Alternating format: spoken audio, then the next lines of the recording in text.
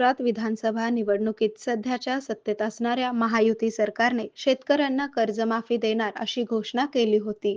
यामुळे शेतकऱ्यांनी खरे तर महायुती सरकारला मतदान रूपी आशीर्वाद देत बहुमताने सत्तेत आणले. सध्या या घोषणेच्या अंमलबजावणीच्या वेगवान हालचाली सुरू आहेत.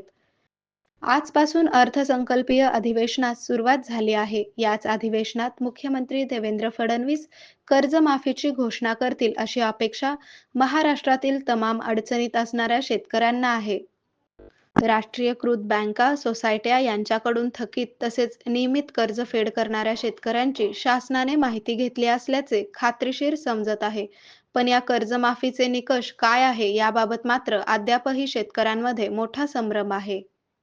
शेतकरी कर्जमाफीबाबत मुख्यमंत्री देवेंद्र फडणवीस काय घोषणा करणार याकडे शेतकरी कर्जमाफीबाबत मुख्यमंत्री देवेंद्र फडणवीस काय घोषणा करणार याकडे शेतकऱ्यांचे लक्ष लागले आहे.